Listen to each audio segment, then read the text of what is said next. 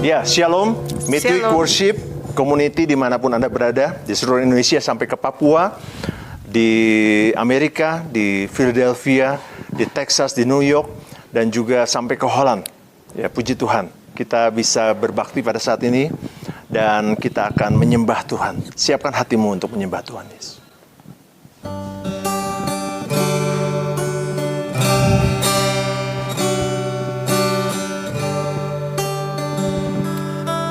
Oleh karena kemurahan-Mu kami ada saat ini. Haleluya Yesus. Oleh karena kemurahan Tuhan ku ada sampai hari ini. Oleh karena kebaikan Tuhan, janji-Mu terjadi bagiku. Ku sembah Kau Tuhan, ku mengangkat tanganku, selamanya Kau ajaib bagiku. Ku sembah Kau Tuhan, ku mengangkat wajahku, selamanya Kau hebat bagiku. Nyanyikan lebih sungguh-sungguh lagi. Amin. Oleh karena kemurahan Tuhan ku ada sampai hari ini. Oleh karena kebaikan Tuhan, janji-Mu terjadi bagiku. Ku sembah Kau Tuhan, ku mengangkat tanganku, selamanya Kau ajaib bagiku. Ku sembah Kau Tuhan, ku mengangkat wajahku, selamanya Kau hebat bagiku. Ku sembah Kau Tuhan, ku sembah Kau Tuhan, ku mengangkat tanganku, selamanya Kau ajaib bagiku. Ku sembah Kau Tuhan, ku mengangkat wajahku, selamanya Kau hebat bagiku. Selamanya Kau hebat, selamanya Kau hebat bagiku. Selamanya, selamanya Kau hebat bagiku. Haleluya.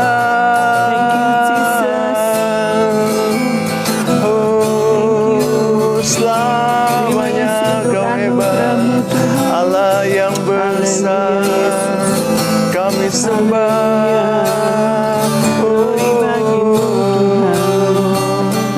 Haleluya.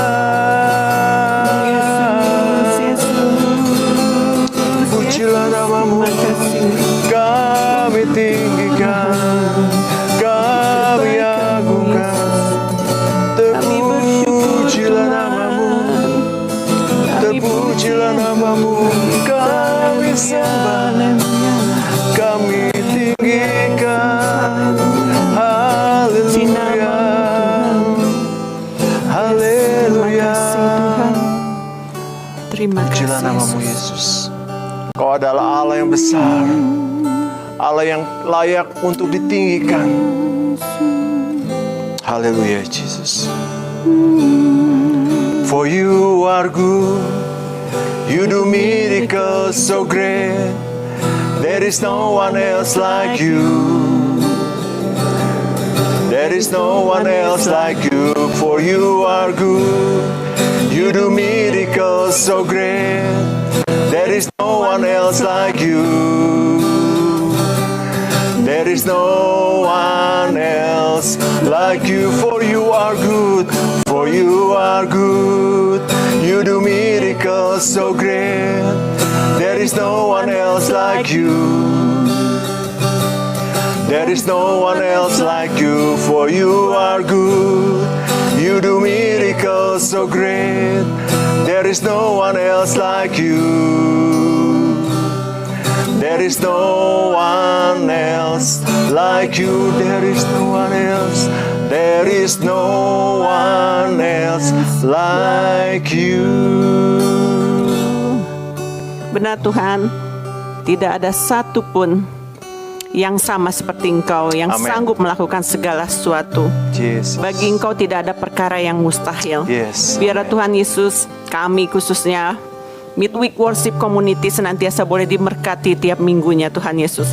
Lewat firman-firman Tuhan, lewat penyembahan kami kepada Tuhan, sehingga kami boleh semakin lagi memahami hati-Mu Tuhan.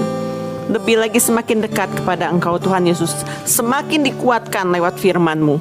Juga pada saat ini kami percaya bahwa firman Tuhan yang akan disampaikan oleh hamba-Mu dapat memberkati kami semua, menguatkan kami Tuhan Yesus melewati kehidupan ini. Apapun persoalan kehidupan kami, kami percaya bahwa Allah sanggup memelihara kehidupan kami, menolong kami. Dan biarlah kehidupan kami juga boleh senantiasa memuliakan nama Tuhan. Biarlah keluar senantiasa penyembahan yang semakin lebih lagi di dalam kehidupan kami, sehingga kehidupan kami Tuhan Yesus boleh menyukakan Engkau selalu. Terima kasih Tuhan. Kami siapkan hati kami untuk menyambut firman-Mu. Di dalam nama Tuhan Yesus kami bersyukur dan berdoa. Haleluya. Amin. Amin. Midweek Worship Community dimanapun Anda berada, ketika kita mendengarkan firman Tuhan, maka ada kelepasan, ada kesembuhan, ada pemulihan terjadi. Amin. Dan hari ini spesial dibawakan oleh Pastor Lukas Kusuma dari Philadelphia. Enjoy His Word.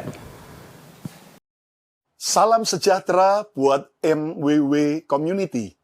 Saya Pastor Lukas Kusuma dari Bethany Miracle Center, Philadelphia, New York, dan Colorado di Amerika, mengucapkan salam kenal dan salam sejahtera buat setiap saudara-saudara semua.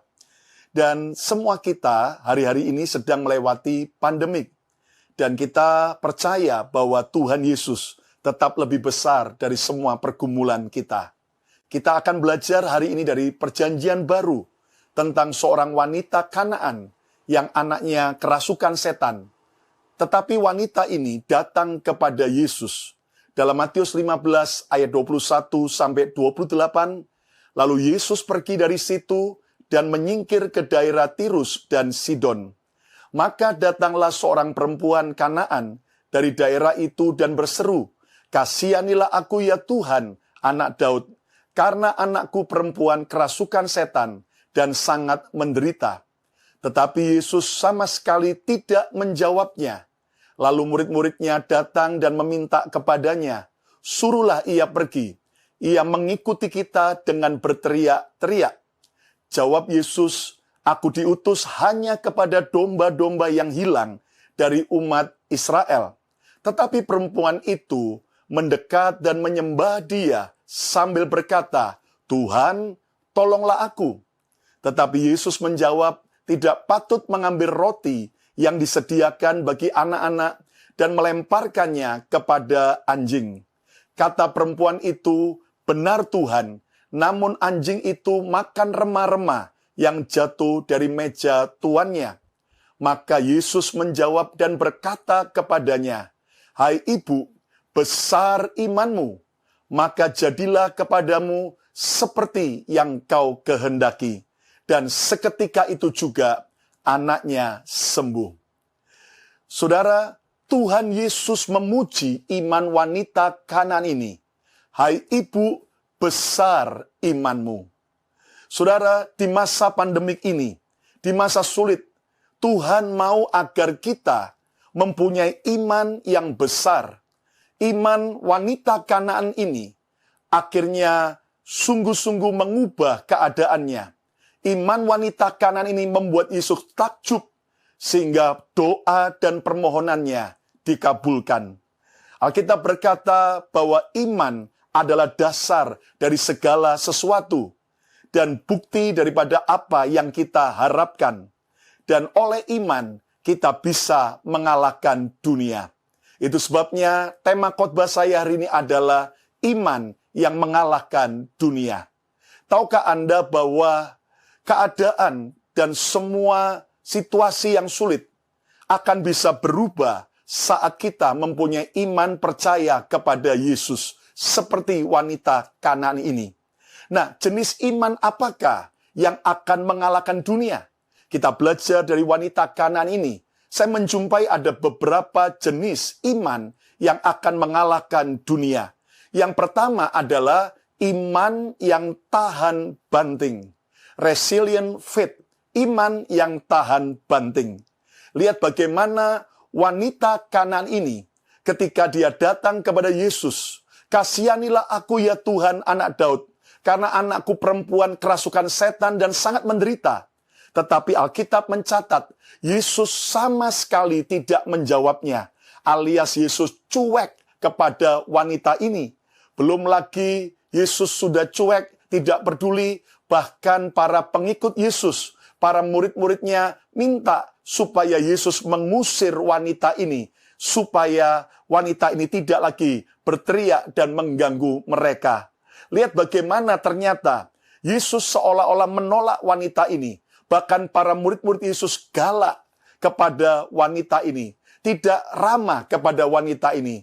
Tetapi saudaraku, wanita ini tidak pergi dengan kecewa, tidak kemudian berhenti datang kepada Yesus, marah, kepahitan.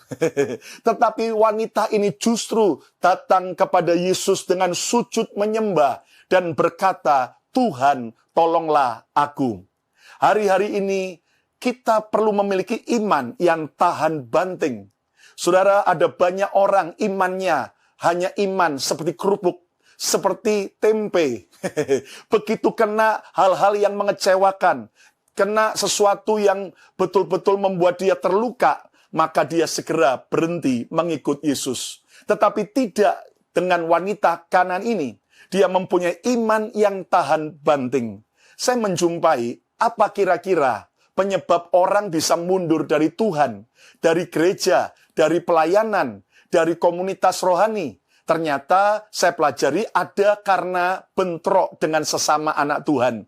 Ketika orang itu bentrok, clash dengan sesama jemaat, sesama pelayan Tuhan, atau juga saudara orang Kristen di pekerjaan, dalam bisnis, maka orang itu biasanya akhirnya kecewa dan mundur meninggalkan Tuhan.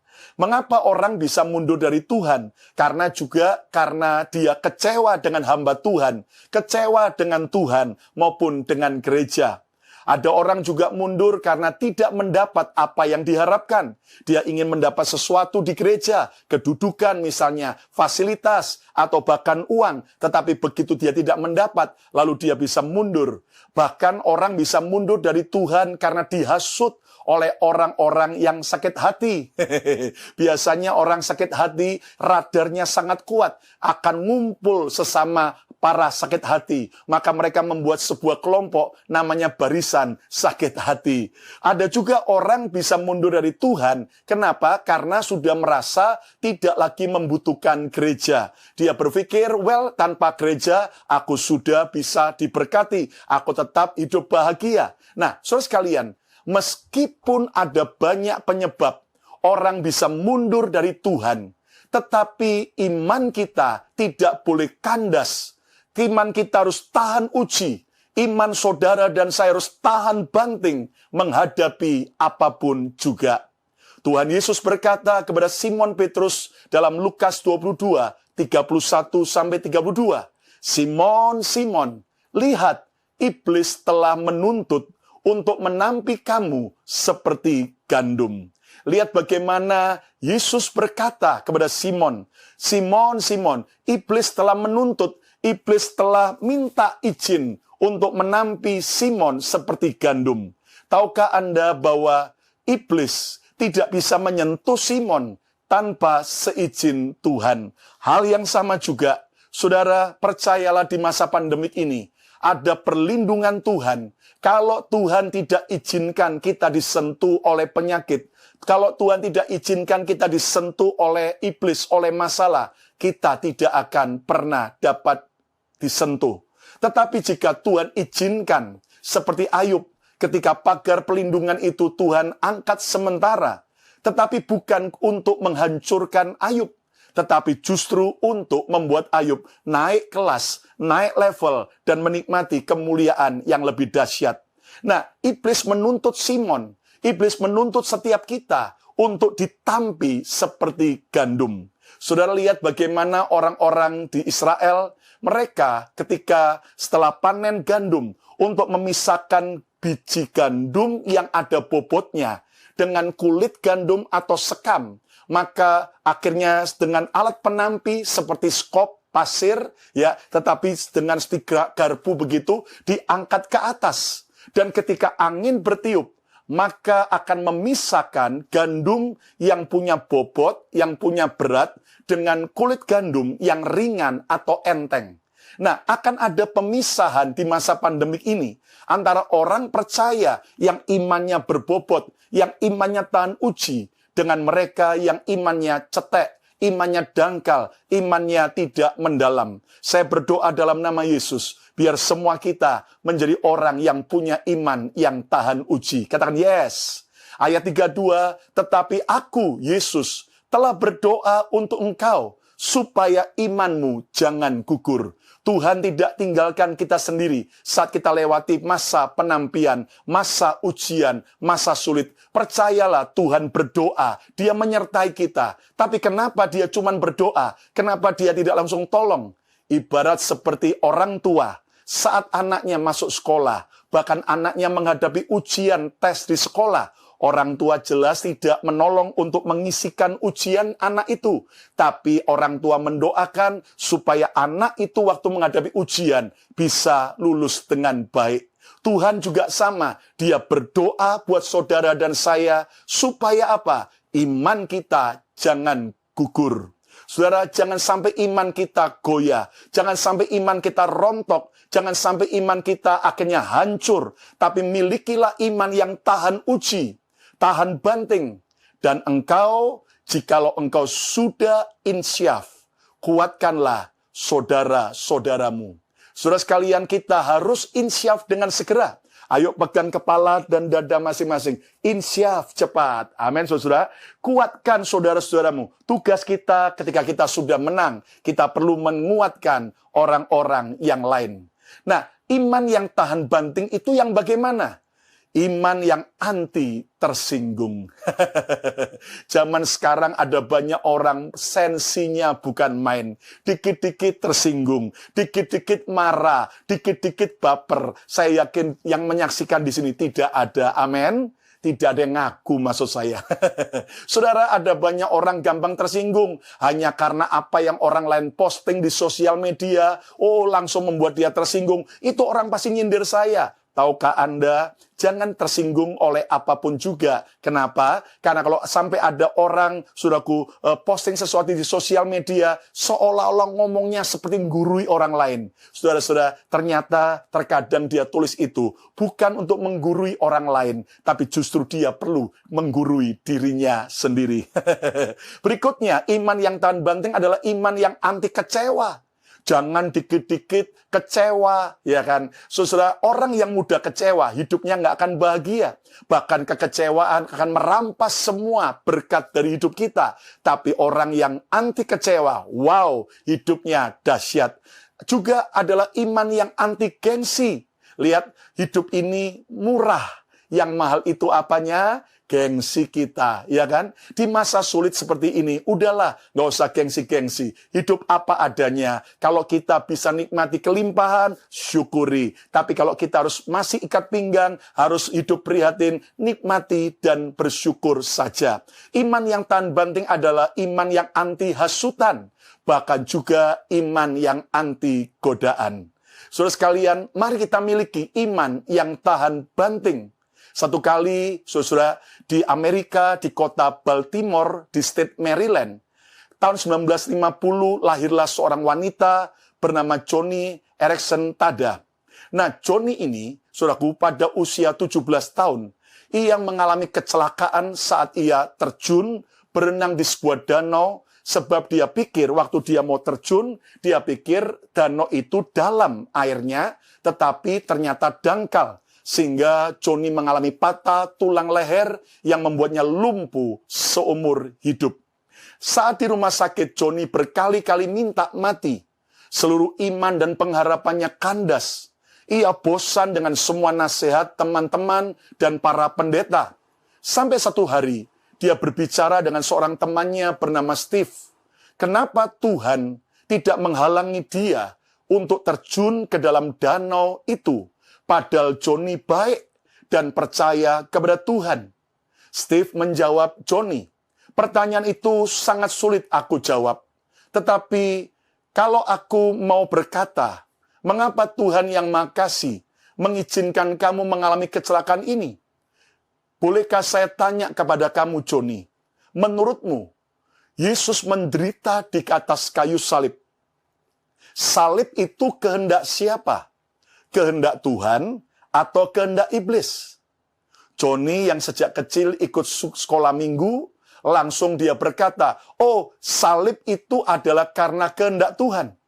Lalu Steve temannya berkata, tetapi bukankah iblis yang menghasut Yudas Iskariot untuk mengkhianati dan menjual Yesus? Bukankah iblis yang menghasut orang-orang Farisi dan ahli-ahli Taurat untuk menyalibkan Yesus? Bukankah iblis yang menghasut orang-orang di Yerusalem untuk minta agar Yesus disalibkan?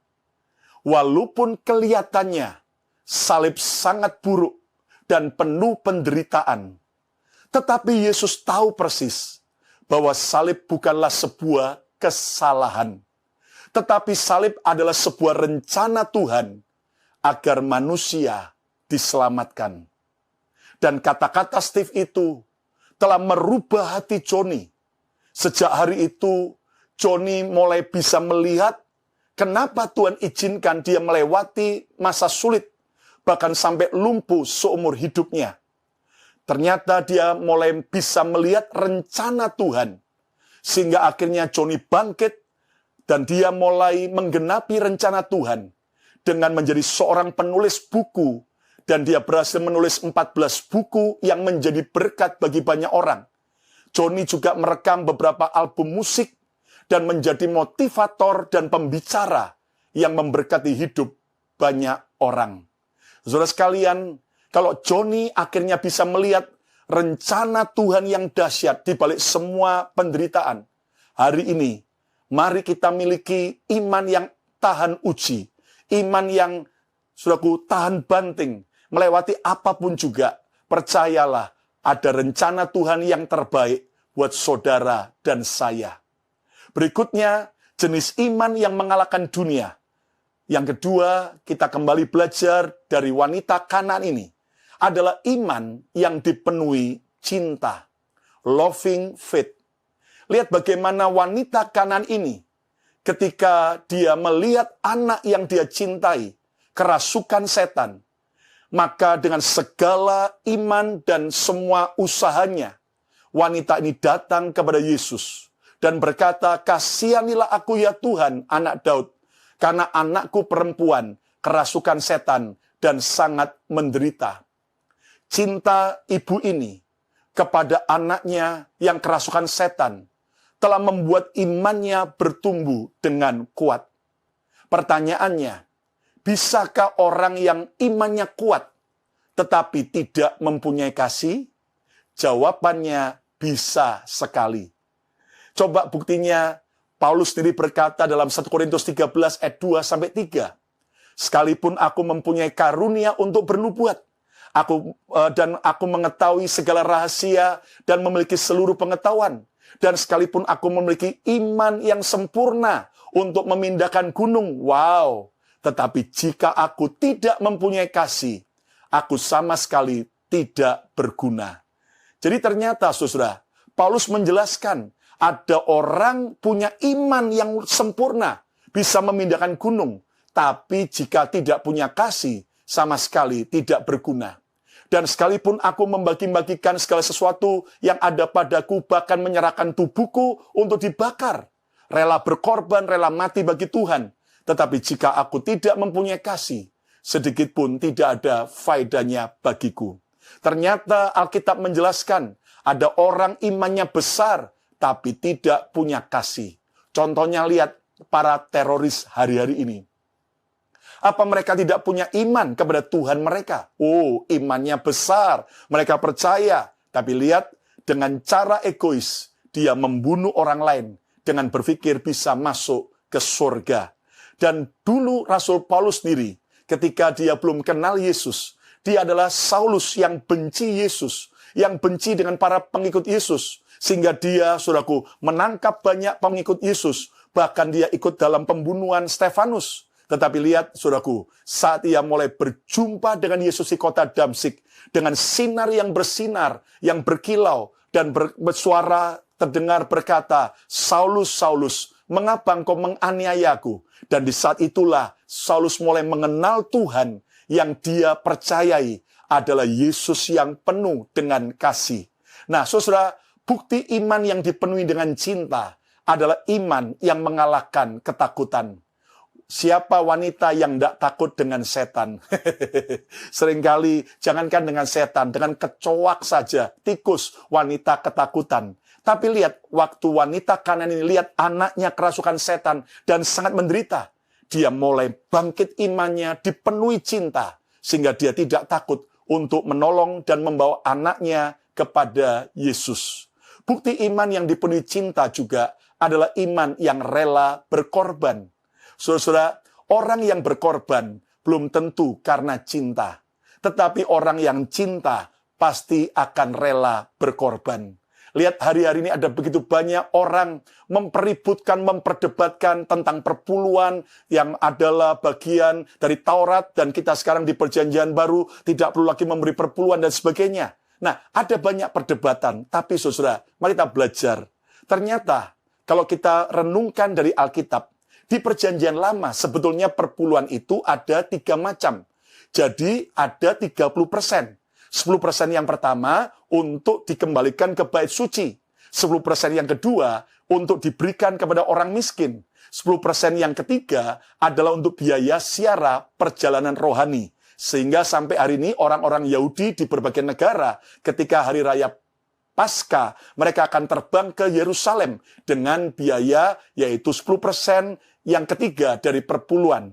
Tetapi di perjanjian baru kalau kita lihat, saat Sakeus pemungut cukai berjumpa dengan Yesus, dia berkata, Tuhan, setengah daripada kekayaanku, aku akan berikan kepada orang miskin. Setengah, itu berarti berapa? 50%. Bahkan janda miskin yang punya 2 dinar, dia datang ke bait suci dan dia memberi seluruh uangnya, 2 dinar, maka dipuji oleh Yesus. Lihat, wanita ini memberi berapa persen? 100%. Bahkan pemuda yang kaya raya, yang mau, saudaraku, menjadi sempurna, Yesus berkata, jualah seluruh hartamu dan berikan kepada orang miskin, berarti 100%. Tetapi sayang pemuda ini mulai sedih hati karena banyak hartanya, karena dia cinta akan hartanya, dan dia pergi meninggalkan Yesus. Jadi saudara, di perjanjian baru ternyata bukan hanya sekedar 10%, tapi sampai 100%. Nah, saudara, pertanyaannya, maukah saudara buru-buru memberi 100%? Tuhan menguji, mengetes dari 10% saja. Maukah kita mengembalikan ke gereja lokal di mana kita digembalakan? Nah, saudara, mari kita belajar. Iman yang penuh cinta adalah iman yang rela berkorban. Berikutnya juga adalah iman yang rela melayani. Orang kalau cinta pasti rela melayani. Apapun harganya, apapun tantangannya. Sampai ada lagu yang lama berkata, ya, kerja buat Tuhan selalu manise. Biar sonder gaji, biar saudaraku ada tantangan. Tapi orang yang penuh dengan iman dan cinta, dia akan tetap bertahan dalam pelayanan. Bahkan juga iman yang tetap tekun. Saudara-saudara, lihat di tengah-tengah pandemik ini, ketika ada banyak orang yang egois, orang mencari keuntungan, orang kemudian korupsi, dan menghalalkan segala macam cara. Tapi perhatikan bagaimana dalam pertandingan tenis, di Wimbledon yang ada di Inggris pada tanggal 28 Juni 2021, beberapa bulan yang lalu. Ternyata diberikan sebuah tepuk tangan aplaus, penghormatan. Bagi siapa? Bagi seorang wanita yang berbaju merah ini. Siapakah dia? Dialah Profesor Sarah Gilbert. Di mana Profesor Sarah Gilbert, dia adalah penemu vaksin COVID AstraZeneca. Dan lihat bagaimana dia, saudaraku, dengan kehidupan yang sederhana.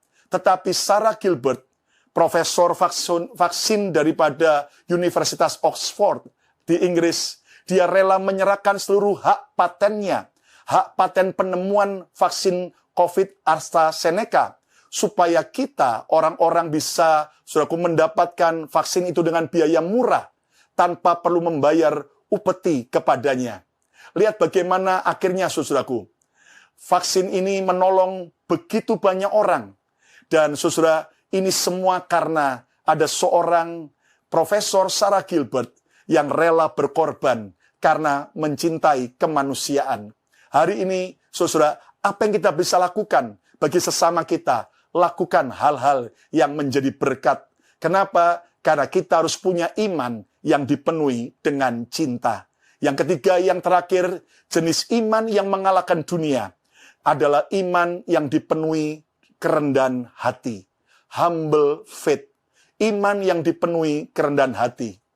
Lihat bagaimana Yesus berkata kepada wanita Kanan itu, tidak patut mengambil roti yang disediakan bagi anak-anak dan melemparkannya kepada anjing. Maaf kata saudara-saudara, wanita ini tanda kutip dianjing-anjingkan oleh Yesus. Saudara, kalau Anda datang pada pendeta, lalu pendeta, maaf kata, bilang Anda seperti anjing. Wow, saudara pasti kecewa, Anda pasti marah, bahkan menuntut sang pendeta. Tapi lihat, wanita ini diuji oleh Yesus. Ayat 27, kata perempuan itu, benar Tuhan.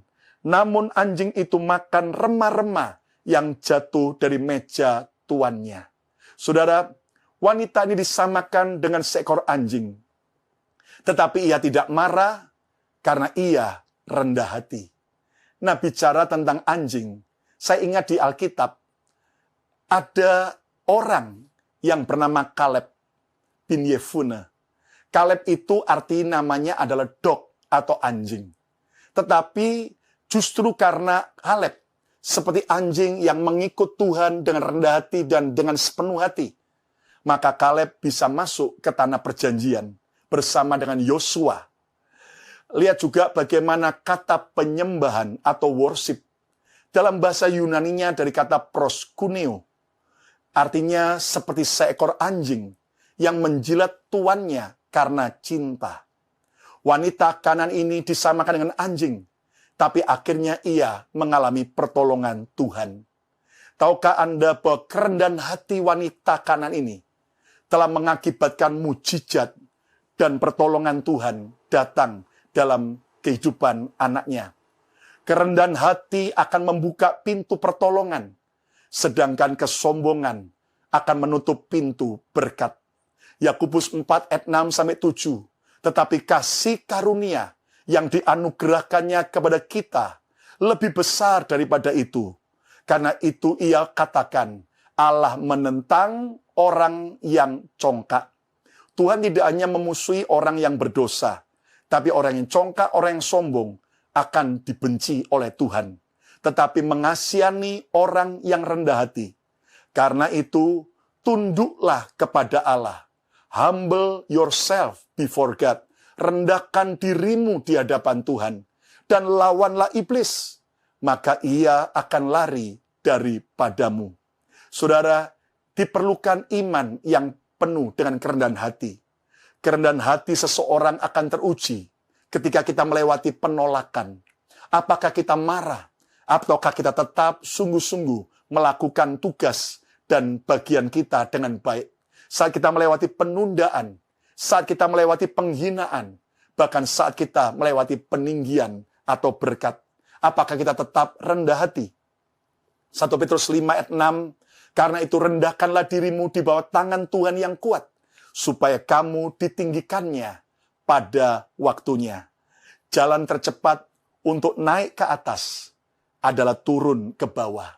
Semakin kita merendahkan diri di hadapan Tuhan dan sesama, semakin cepat Tuhan akan mengangkat dan mempromosikan hidup kita.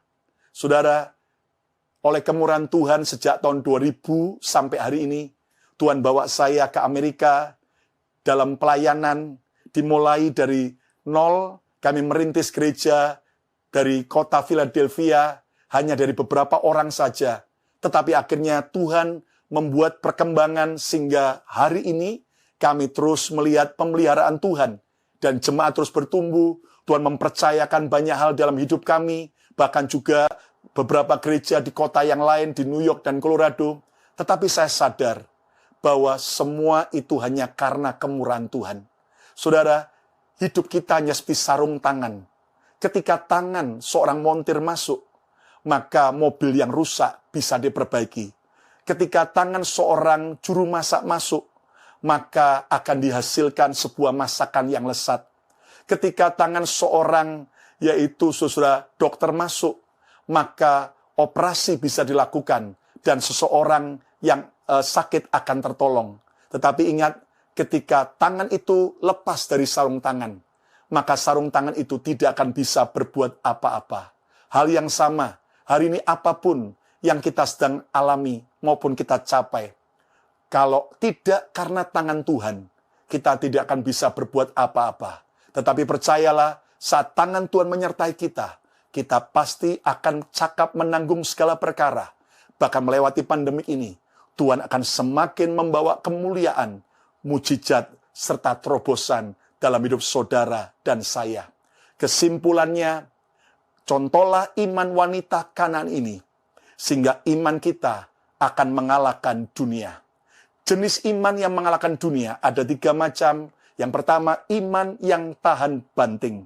Yang kedua, iman yang dipenuhi cinta.